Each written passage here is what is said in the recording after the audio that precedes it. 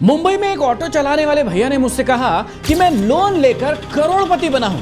और ये सुनते ही मेरे कान खड़े हो गए, क्योंकि मेरे पिता ने हमेशा मुझे सिखाया था कि कभी भी लोन मत लेना, क्योंकि अगर लोन लोगे तो बर्बाद हो जाओगे। ये दोनों ही व्यक्ति अपनी अपनी जगह पर सही थे और ये बात मुझे समझ में आई जब ऑटो वाले भैया ने मुझे पूरी बात बताई। आज की वीडियो में हम जानने वाले हैं कि लोन लेकर कोई व्यक्ति अमीर कैसे बनता है, ये लोन क्या है, गुड लोन क्या होता है और बैड लोन्स क्या होते हैं, अच्छा लोन क्या होता है और बुरे लोन क्या होते हैं, लेवरेज से कोई इंसान अमीर कैसे बनता है और बड़े लोग इसका फायदा कैसे उठाते हैं, और सबसे इंपॉर्टेंट कैसे एक ऑटो वाला 25 ऑटो का मालिक बन गया।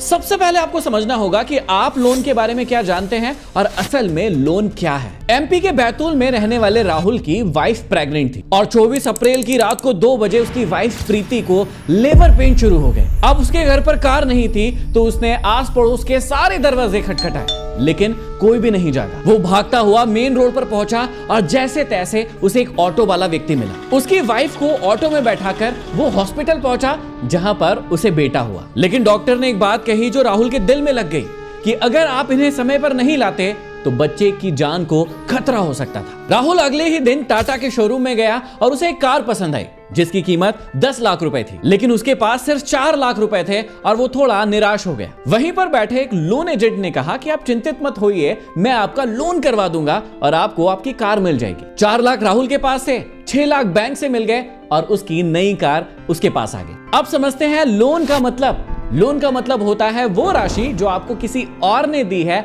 आपकी एक्स्ट्रा जरूरतों को पूरा करने के लिए। 3 दिन के बाद राहुल अपनी वाइफ प्रीति और बच्चे के साथ नई कार में घर आए।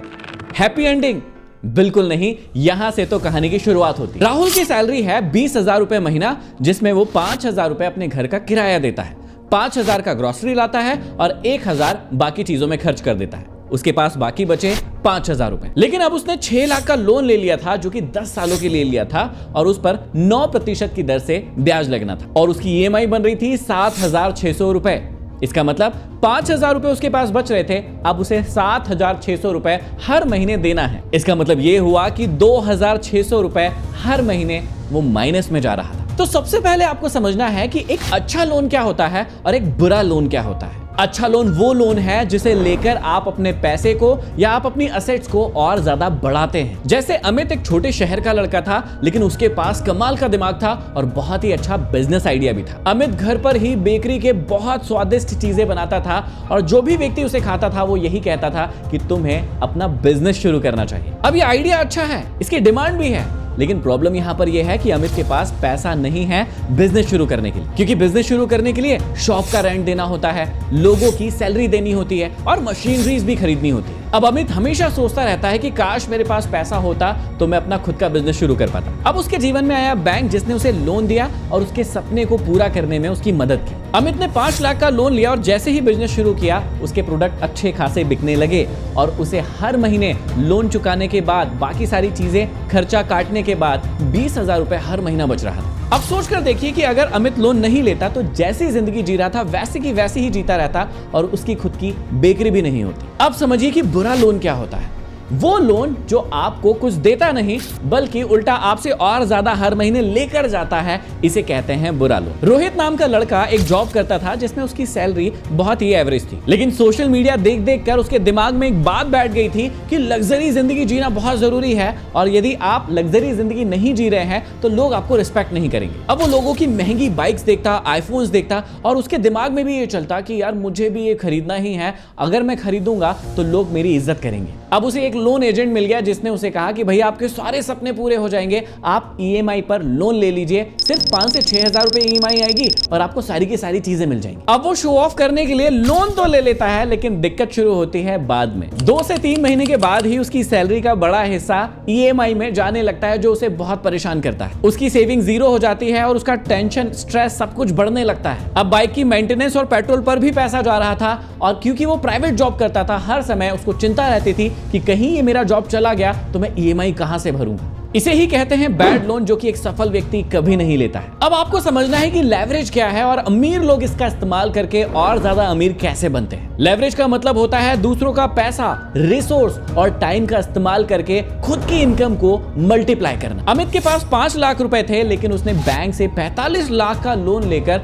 50 लाख का एक घर खरीद लिया और उसे रेंट पर चढ़ा दिया, जिसका रेंट आ रहा था 25,000 रुपए महीने का। जो भी रेंट आ रहा था उसमें थोड़ा और मिलाकर वो बैंक की ईएमआई भर रहा था। 5 साल तक उसने ऐसा ही किया और 5 साल के बाद उस फ्लैट की कीमत हो चुकी थी 70 लाख और उसने देरी नहीं की, उसको बेच दिया। अब यहाँ पर अमित को लगभग 20 लाख रुपए का प्रॉफिट भी मिल गया और बैंक का सारा कर्जा भी चुक गया।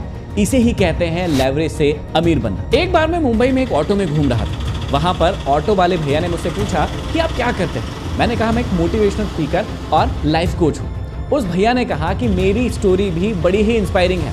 मैंने कहा वो कैसे? मैं उन्हें बहुत गौर से सुनने लगा। उन्होंने कहा कि मुंबई में मेरे 25 ऑटो चलते हैं और शुरुआत मैंने एक ऑटो से की थी। 1 सेकंड के लिए तो मुझे भरोसा नहीं हुआ, लेकिन जैसे जैसे कहानी आगे बढ़ी मुझे सारी बात समझ में आई। उन्होंने पहले एक ऑटो लिया जो वो खुद चलाते थे। उसके बाद उन्होंने लोन पर एक और ऑटो लिया जो उनके भाई को चलाने के लिए दे दिया। भाई के ऑटो की इनकम से वो ईएमआई भरते और कुछ पैसा सेव करते। जब उन्होंने बैंक का पूरा लोन भर दिया तो बैंक ने आगे रहकर उनको कहा कि आप और लोन ले सकते हैं और अपने बिजनेस को आगे बढ़ा सकते हैं। उन्होंने एक और ऑटो ले लिया और उसको भी रेंट पर चढ़ा दिया। आज उनके पास 25 ऑटो है। लेकिन सबसे मजेदार बात ये लगी मुझे कि वो आज भी ऑटो चला रहे हैं ताकि खुद का पैसा खुद से कमा सके। अब आपको समझना होगा कि गुड लोन में कौन कौन सी चीजें आती हैं जो आपकी असेट्स बना सकती है और बैड लोन में कौन कौन सी चीजें आती हैं जो आपकी लायबिलिटीज बन जाएगी और आपको बहुत परेशान करेगी। तो सबसे पहले आते हैं गुड लोन में, जो कि आपकी असेट्स बनेगी, जिसमें पहला है आपकी प्रॉपर्टी। जब आप लोन लेकर कोई भी प्रॉपर्टी लेते हैं अच्छी लोकेशन पर जहां पर प्रॉपर्टी अच्छे से रेंट हो सकती है, तो वो आपकी असेट्स बनती है। आप लोन ईएमआई जो होती है वो उसके किराए से चुकाते हैं और वो धीरे धीरे करके अपना वैल्यू भी बढ़ाती है। दूसरा, आप जब भी अच्छे एजुकेशन के लिए लोन लेते हैं तो वो भी आपकी असेट्स बनेगी फ्यूचर में। कई लोगों को आपने देखा होगा जो आईआईटी क्रैक कर लेते हैं, लेकिन उसके कॉलेज के लिए उनके पास फीस नहीं होती है। उनके पेरेंट्स लोन लेकर उन्हें पढ़ाते हैं और बाद में अच्छे पैकेज पर जब सेलेक्ट होते हैं तो सारा लोन भी चुक जाता है और पूरी फैमिली एक अच्छी लाइफ जीती है। तीसरा, आपको बताने की जरूरत नहीं है कि जब भी कोई व्यक्ति अपना बड़ा बिजनेस शुरू करता है या छोटे बिजनेस को बड़ा बनाता है तो वो लोन लेता है और उसे पता होता है कि मैं इसे कैसे मैनेज करूंगा, अपनी अर्निंग्स को बढ़ाऊंगा और ईएमआई भी चुका दूंगा, लोन भी चुका दूंगा और अपने बिजनेस को भी बड़ा बना लूंगा। चौथा, यदि आप कार को रेंटल पर्पस से ले रहे हैं, उसी कार की कमाई से उसकी ईएमआई भर रहे हैं, तो बाद में वही आपके लिए असेट्स बन जाती है। ऐसे गुड लोन के और भी बहुत सारे एग्जांपल हो सकते हैं जो आपकी असेट्स बन सकती है। आप मुझे कमेंट बॉक्स में कमेंट करके बताइए कि कौन कौन से गुड लोन हो सकते हैं। अब बात करते हैं बैड लोन्स की, जो आपकी लायबिलिटीज बन सकती है। यदि आपको जरूरत नहीं है और आपकी इनकम भी इतनी अच्छी नहीं है तो आपको कार पर्सनल यूज के लिए नहीं खरीदना चाहिए, क्योंकि ये आपके लिए एक बैड लोन हो सकती है, आपके लिए एक लायबिलिटीज बन सकती है। कई लोग शौक में कार खरीद लेते हैं, जब ईएमआई पूरी नहीं होती है तो कंपनी कार को उठाकर ले जाती है। सोचकर देखिए, जब कार ली थी तो जितनी खुशी आपको उसे समाज को दिखाने में हुई थी, जब वही समाज के सामने आपकी कार ले जाएंगे तो कितना मेंटल प्रेशर आप पर आएगा। कई कंपनीज आजकल वैकेशन के लिए भी लोन दे रही है कि आपको घूमने जाना है, पैसा नहीं है, हमसे लोन ले लीजिए। ये भी आपकी एक लायबिलिटी बन जाएगी, याद रखिएगा। इसलिए इस प्रकार के लोन से आप बचकर रहिए। मैंने एक लड़की को देखा जिसने आईफोन अपनी फ्रेंड्स को दिखाने के लिए लिया था और वो जॉब कर रही थी टीचिंग की। जब मैंने पूछा कि टीचिंग की जॉब क्यों कर रहे हैं, तो उसने कहा कि सिर्फ मुझे ईएमआई भरना है इसलिए कर रही हूं, बाद में मैं छोड़ दूंगी। तो सोच कर देखिए कि लग्जरी दिखाने के लिए या अपने आप को बड़ा दिखाने के लिए लोग कैसे कैसे लोन ले लेते हैं। इसके अलावा यदि आप शॉपिंग पर भी लोन लेते हैं तो वो भी आपके लिए बैड लोन होगा और आपके लिए लायबिलिटीज ही बनेगा। तो फाइनली आपको समझ में आया होगा कि बैड लोन क्या होते हैं और गुड लोन क्या होते हैं। अब आपको यह बात समझना है कि इसमें रिस्क कितना है। जब भी आप गुड लोन लेने भी जाएंगे तो आपको इस बात का बहुत ध्यान रखना है कि जो भी आपकी मंथली टोटल इनकम होती है, जो भी लोन आप ले रहे हैं, उसका ईएमआई आपकी टोटल इनकम का 30% से ज्यादा नहीं होना चाहिए और आपके पास कम से कम 6 महीने के बैकअप के लिए पैसा जरूर रखा होना चाहिए। क्योंकि यदि आपने गुड लोन भी ले लिया और यदि आपका जो भी प्लान था कि यहां से पैसा आ जाएगा, यहां से किराया आ जाएगा, यदि वो नहीं आया तो आपके ऊपर एक बहुत बड़ा बर्डन बढ़ सकता है। तो इसलिए आप इन सारी चीजों को भी ध्यान में रखिए। लोन तभी लेना चाहिए जब रिटर्न कंफर्म हो। यदि कंफर्म नहीं है तो लोन नहीं लेना चाहिए, चाहे वो गुड लोन ही क्यों ना हो। अब सबसे पहले इस वीडियो को उस व्यक्ति को शेयर कर दीजिए जो अभी लोन लेने वाला है और उसे नहीं पता है कि गुड लोन या बैड लोन क्या होता है। कमेंट बॉक्स में आप भी कमेंट करके बताइए कि अभी तक आपने कौन कौन से बैड लोन लिए हैं। और चैनल पर अगर नए हो, सब्सक्राइब नहीं किया तो कर लीजिए, ताकि ऐसे ही इंफॉर्मेशनल और मोटिवेशनल वीडियोस आपको हमेशा के लिए प्राप्त होते रहें। अगले वीडियो में फिर मिलते हैं, तब तक के लिए धन्यवाद।